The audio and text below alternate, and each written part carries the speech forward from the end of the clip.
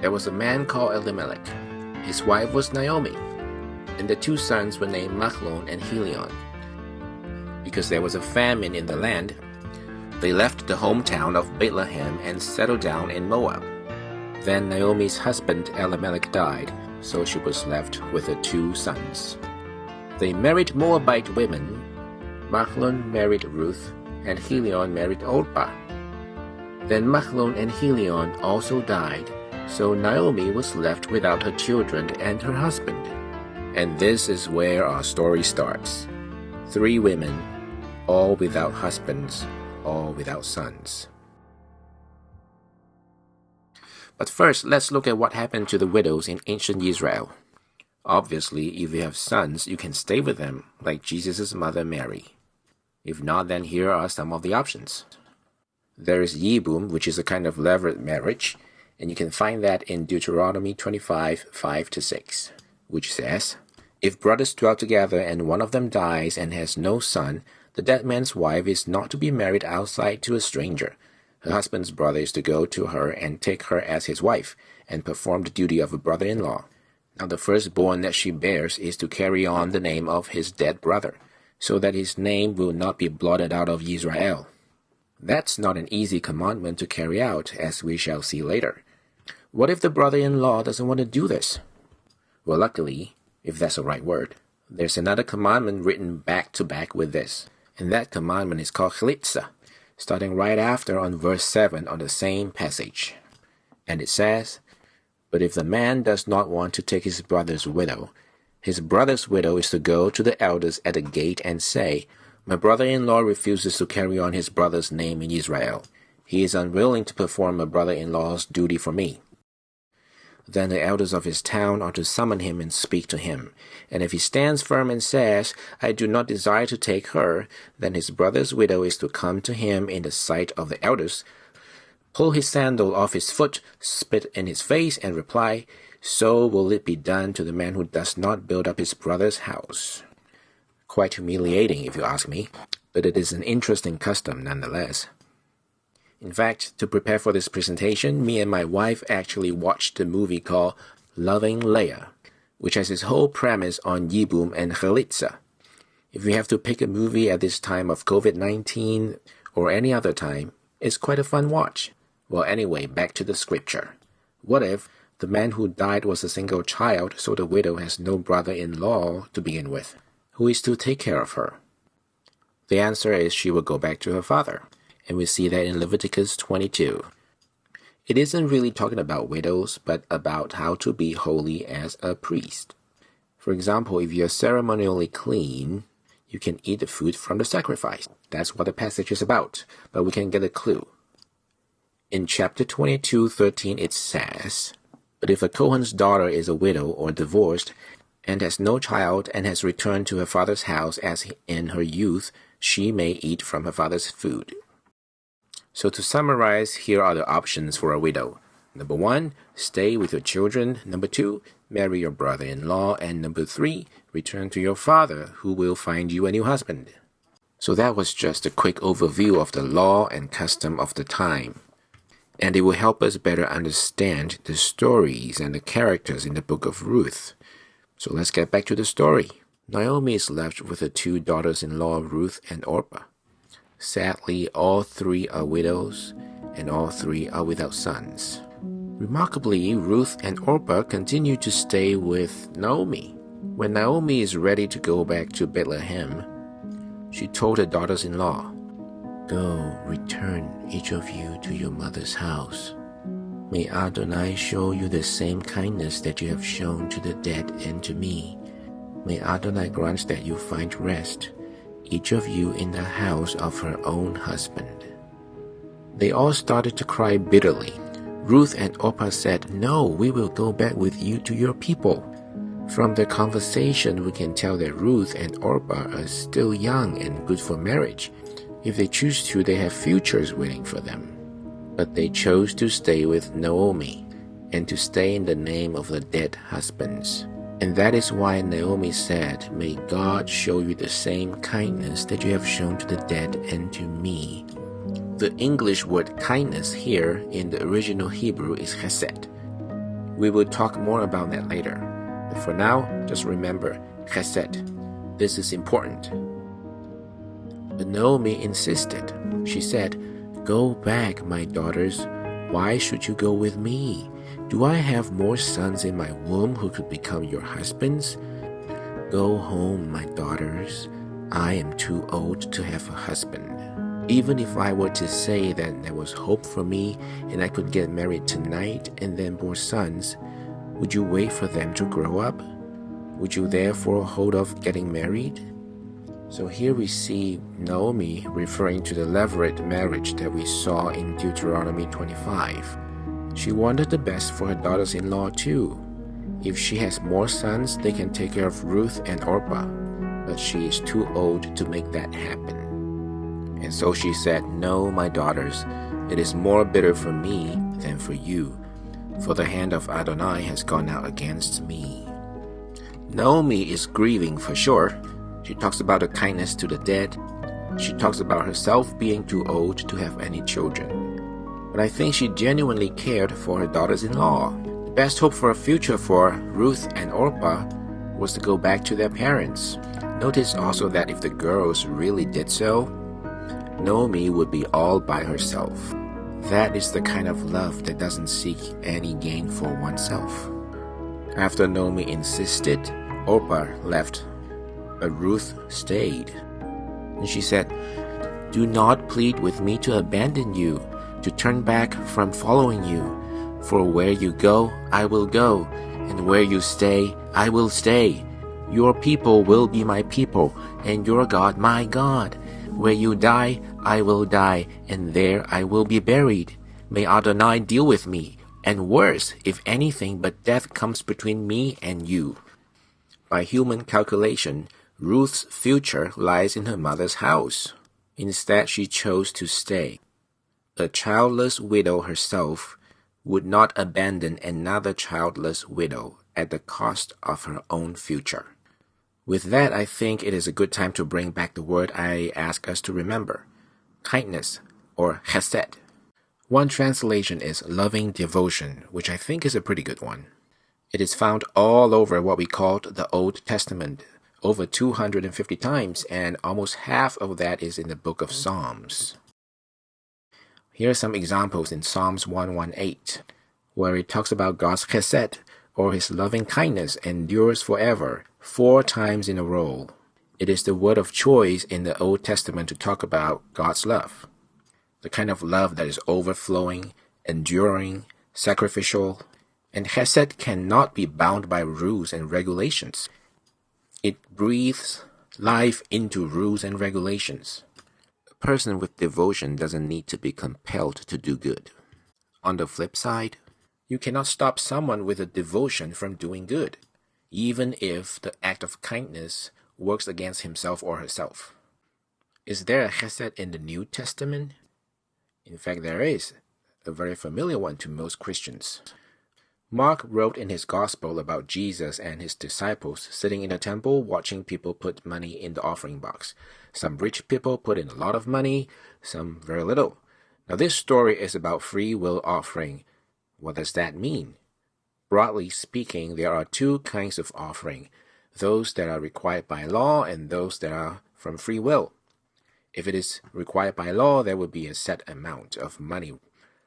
So this story is about free will offering because everyone put in different amount.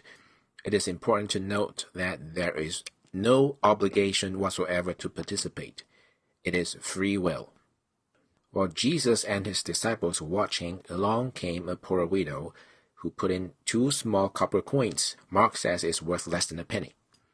When Jesus saw this, he told his disciples, quote, "Amen, I tell you, this poor widow has put in more than all those contributing to the box. For they all put in from their surplus, but she, out of her poverty, put in everything she had, her whole living." End quote. Now, she should be at the receiving end of a charity, the kind of tzedakah that Jesus talked about in the beginning of Matthew 6, but instead, she gave all that she had for the welfare of someone else. This harkens back to what we just saw in Ruth. Ruth was a widow with no abundance to give. She should be at the receiving end of a charity, but instead she gave herself, her whole living, to take care of Naomi, her mother-in-law. Back to the story.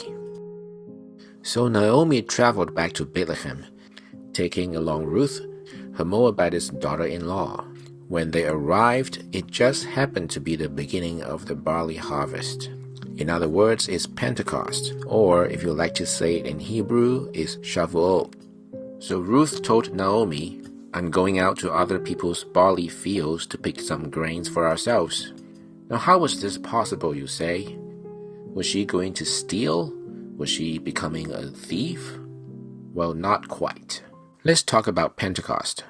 For Christians, today is Pentecost, May 31st, 2020, 50 days after Easter. If you live in Israel, it is a harvest festival.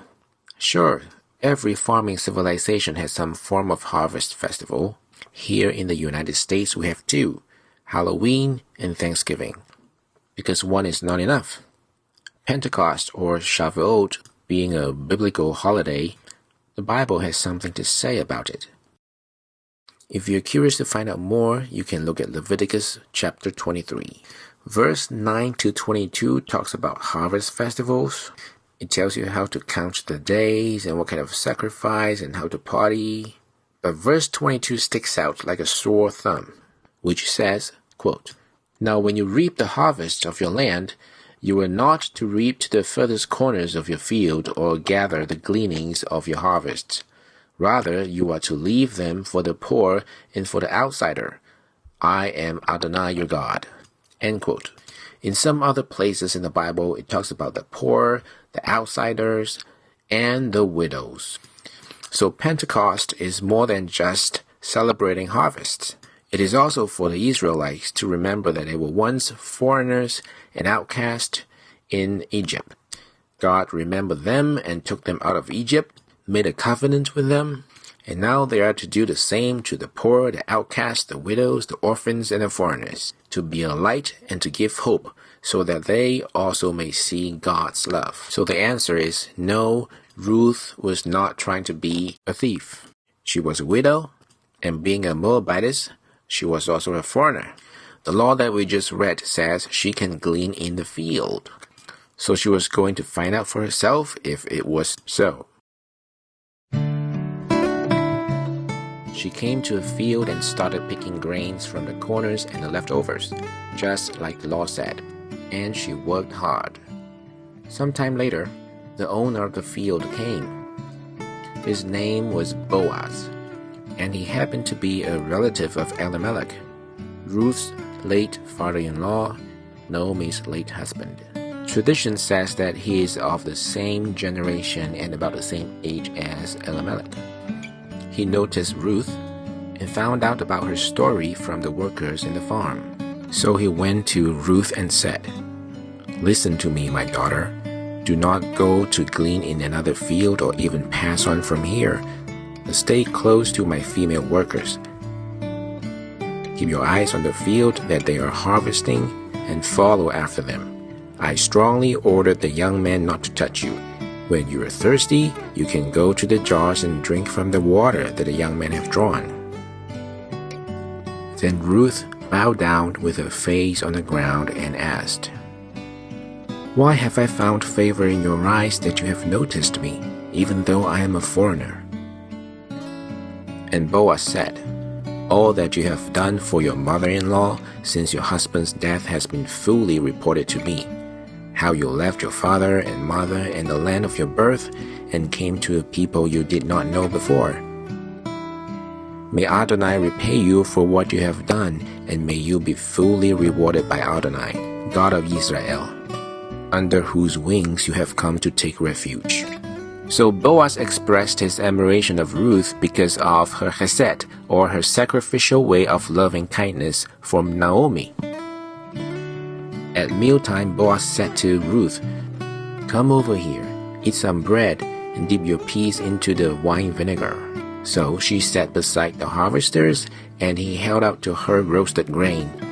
She ate until she was full, and some was still left. In other words, Boaz invited Ruth to sit down with him for lunch, and he personally served her bread. He is treating her like an honored guest. When it comes to honoring guests and practicing hospitality, we need to talk about Abraham. No, not this Abraham. That Abraham. Who is Abraham? He's the father of Isaac, father of Israel. There is something about him that delights God, that God chose him to bless the whole world. 2 weeks ago, we read the scripture in John 8, where Jesus said, quote, "If you abide by my word, then you are truly my disciples. You will know the truth, and the truth will set you free," end quote. What we did not discuss was that Jesus said this in a very heated discussion with the Judeans in the temple in Jerusalem. There's quite a lot we can talk about in that passage, but today I just want to focus on Jesus telling the Judeans that he, Jesus, the creator of the universe, chose Abraham and his descendants to bring forth redemption because he saw how Abraham exemplifies the kind of faith and deeds God desires. That brings us to Genesis chapter 18, right after Abraham got circumcised as a sign of a covenant. Basically, he just had a surgery. In chapter 18, Abraham was just resting, and he saw 3 people walking by his tent. The passage said it was a very hot day, and Abraham got up and ran towards these 3 people and begged them to stay, to eat some food, and to drink some water. Remember, he just had a surgery. He ran to ask Sarah, his wife, to prepare the food. Then he ran to his herd and catch a cow by himself to make some barbecue for the guests. Abraham did not see entertaining guests as a distraction from his life. Remember, he just had a surgery and he was still recovering. He called himself a servant to his guests, and I think there's nothing pretentious about it. We can see from what he did, despite his discomfort in his body, that the presence of the guests is his highest honor. To be able to serve is his highest honor. Turned out these 3 people were angels on their way to Sodom and Gomorrah, and it was at this episode of Abraham's hospitality that they promised Abraham he was going to have a son, a true heir, who turned out to be Isaac. And we know very well from this bloodline would eventually come Jesus. But somewhere in the middle of this bloodline is actually our guy Boaz. In John 8 that we just mentioned, when the Judeans were arguing with Jesus, Jesus said, and this is in verse 39, quote, "If you are Abraham's children, do the deeds of Abraham," end quote.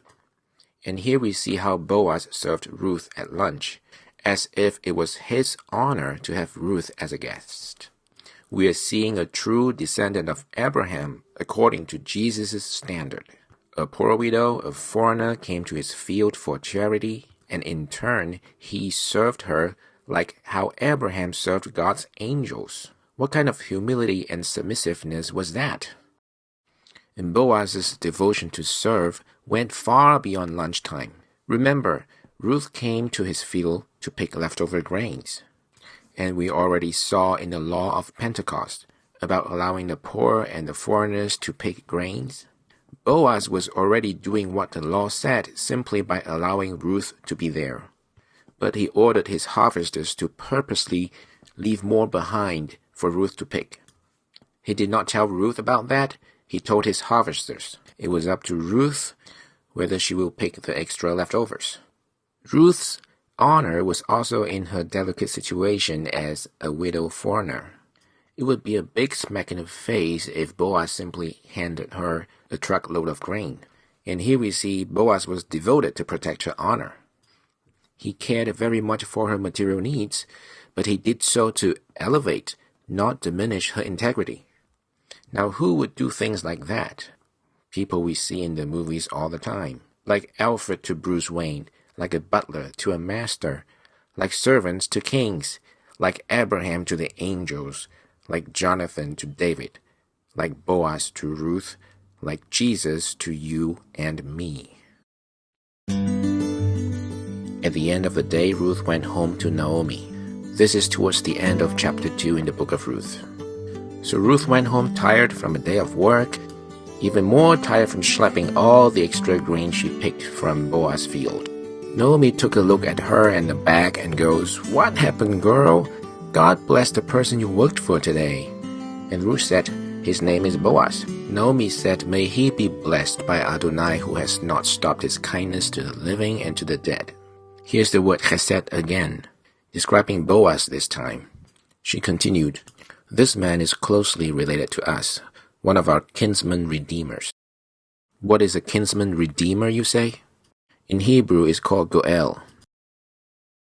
When somebody runs into hardship and sells himself or herself into servitude, a goel is a relative who has the duty to restore the right of this person, as it is said in Leviticus 25:48-49.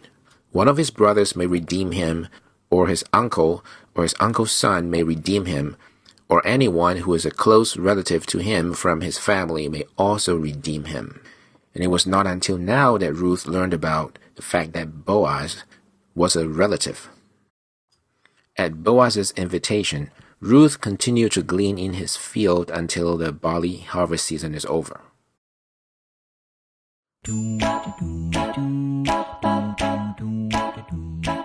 One day, Naomi said to Ruth, "Put on your best clothes and go to Boaz." And what she was trying to do was to do matchmaking between Ruth and Boaz. Now, why or how she came up with this idea, I'm not very sure. Boaz had been very kind and respectful, but he is also a full generation older than Ruth. I'm not saying it's necessarily a problem, but you know. So in chapter 3 of the book of Ruth was where this took place. Naomi told Ruth to go to Boaz, and she said, quote, "I will do everything you say," end quote. I try not to read too much into this, but I can't help but feel that there's a deep trust that developed over time as these two women went through hardship together.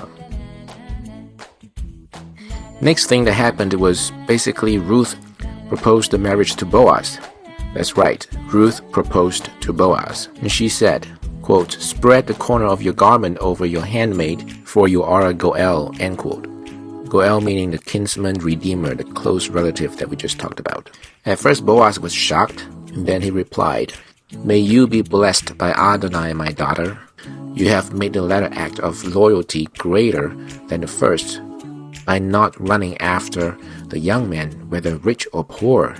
Now, my daughter, do not be afraid. Everything you propose, I will do it for you, for everyone in town knows that you are a woman of valor." Then Boaz went on to say that there was actually another relative who was closer to Elimelech, and therefore had the first right of refusal to redeem Elimelech's properties. And Boaz wanted to do this right, so he said he would first ask that relative. But he reassured Ruth that if that relative refused, then he would definitely redeem her husband's household and marry her. The next morning, Boaz went to the city gate.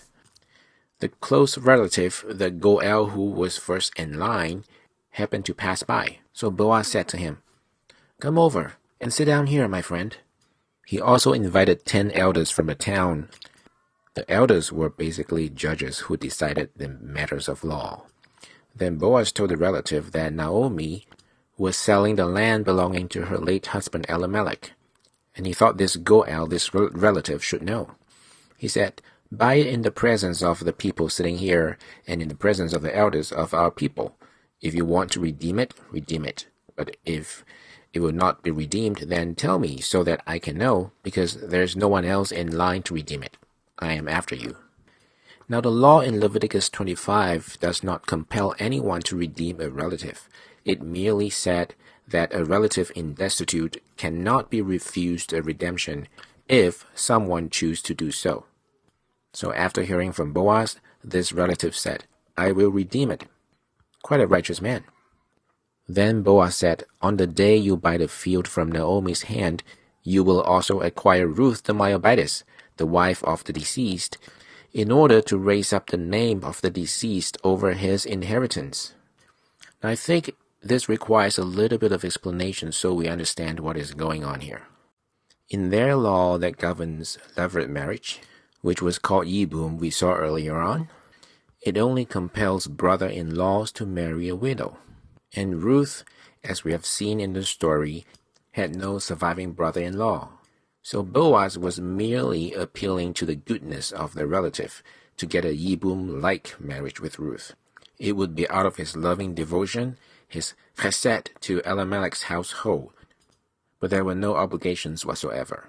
Remember in the beginning we said Yibum is a very difficult commandment to carry out, so much so that there was another commandment immediately after that for brothers-in-law to get out of it, and that is called chalitza. Why is it so difficult? Rabbis of the ages have all kinds of explanations. I'm not going to go into that, but we can get a pretty good idea from the story of Judah and Tamar. You can find that in Genesis 38. We have been referencing the Bible all over today, so bear with me. Long story short, Tamar was Judah's daughter-in-law, wife of his first son. The first son died, so the second son took Tamar as wife. This is before Moses and before the law was given, which tells us that this practice has its reason in their society. The second son refused to have children with Tamar. Why? Because the first son would inherit his dead older brother, and I suspect that he might lose some of his own inheritance too. Basically, he stood to gain nothing from marrying his brother's widow. Then he also died. Now Judah is left with his third and last son. He kept Tamar waiting to marry the third son, but he ate his words. Judah was afraid that the same thing would happen to his third and only surviving son, and if that happened, Judah's own inheritance would be going to nowhere. Back to the city gate. Boaz appealed to the relative to marry Ruth, to do something that the relative had no obligation to do. In other words, free will. And funny things happen when somebody is free to do what he wants. It reveals what motivates him. Is it love or is it fear? And this was what the relative said. I cannot redeem it for myself, or else I might endanger my own inheritance. You, take my right of redemption for yourself, for I cannot redeem it. What I have learned so far is that even though it is not easy to understand how levirate marriage works, it is apparent that the brother-in-law, or anyone for the matter, who does that stands to lose materially. Especially if the first child that you produce for your dead brother supersedes you in the order of inheritance. In other culture that has similar practices, the cost and benefits might work a little differently. But at least in the biblical law, the brother-in-law stands at a giving end, not the receiving end of it. So now with that relative out of the way, who didn't have to marry Ruth and also didn't want to marry Ruth, Boaz could move on with his promise. And now we all come to the happy ending that we all have been waiting for. Boaz married Ruth, and they had a baby.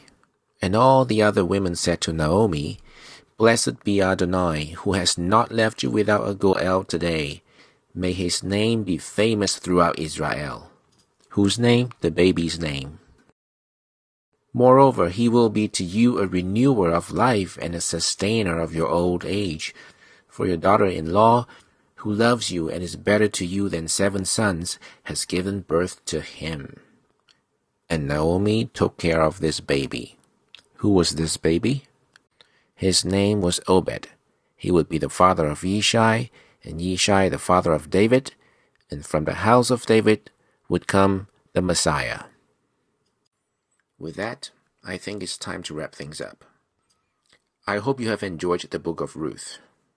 It is so rare to see in the Bible that everyone in the entire book is doing the right thing. When I said the right thing, I meant the lawful thing. Lawful in a biblical sense. We were introduced to a few biblical laws, like Yibum, Chalitza, Shavuot, Goel. You're not expected to remember all of that, but they are to help us understand that in the book of Ruth, when Orpah went back to her parents in Moab, it was lawful. When Boaz allowed the oppressed people to glean in his field, it was lawful. When Ruth gleaned in Boaz's field, it was lawful. When the first Goel wanted to redeem Elimelech's property, it was lawful. He later said that it was beyond his means to redeem it, and he did not want to marry Ruth. Well, those were also lawful. No one did anything unlawful in the book of Ruth. But as you and I have felt it for the last 30 minutes, something else was setting Ruth and Boaz apart. And you already knew what it was. Are you thinking what I'm thinking? If you just said chesed, I know you have been paying attention. Loving devotions, not out of compulsion, wasn't easy, but full of joy. Ruth had no obligation to stay with Naomi, but she did it. Boaz had no obligation to leave behind extra grain for Ruth, but he did it. He did not have to redeem her husband's family, but he did it. He had no obligations to marry her, but he did it. Ruth and Boaz went above and beyond the requirements of the law because they were free to do so. And that was why it was so precious and set them apart. Ruth and Naomi would do anything to revive their husbands' names, but they were at a dead end. The commandment of Yibum had the power to compel a living brother-in-law to marry Ruth, but it was useless when all the brothers-in-law were dead. But the unconditional love of Boaz, his chesed, revived the spirit of the commandment that was once dead, along with Naomi's husband and sons. We have heard many times, love your neighbor as yourself. When we say that, we are quoting Jesus. But when Jesus said that, he was quoting Leviticus chapter 19, verse 18. And guess what this verse is referred to in Hebrew? You guessed it right. Chesed. It is the foundation and the spirit of the law. And that's why Paul said in Romans 13, 8-10, owe no one anything except to love one another. For the one who loves another has fulfilled the Torah. For the commandments, you shall not commit adultery, you shall not murder, you shall not steal, you shall not covet, and any other commandment are summed up in this word, you shall love your neighbor as yourself. Love does no harm to a neighbor. Therefore, love is the fullness of the Torah. In the book of Ruth, everybody did the right thing according to the law. But it was those self-motivated, unconditional acts of love that truly changed the course of history. It was almost cliche to say that love makes the world go round, except that it is not a cliche but a fundamental truth in the Bible. From Abraham to Boaz and Ruth, to Jesus' father on earth, Joseph, and his mother Mary, all these selfless people that he has prepared in his bloodline, because one day he would come as the servant king to do all that his ancestors had done, but to do it to the fullness. We could keep going on talking about the servant king, but I think it is time to stop. Now I'm supposed to talk about The Power of Discipling by Gordon Ferguson, Chapter 6, The Key to Success. And I'm not sure if I haven't. Gordon listed a couple of factors for successful discipleship, namely openness, submissive spirit, humility, and the ability to imitate. Now, Gordon is a great writer and teacher. I'm afraid I won't do him justice if I talk straight from the chapter, because I see myself making a list of do's and don'ts, and I don't want to do that. Just like the Old Testament laws are so much more than just a list of do's and don'ts as we have seen today. If we read the book and we feel obligated to do what the book says, perhaps we should take a step back and examine where that obligation feeling comes from. And if we feel that as a community, then we together might have to examine that as well. My goal today is to remind us to be like Abraham, like Boaz, like Ruth, like Jesus, to find that loving devotion that brings life to everything we do as a church and as individuals.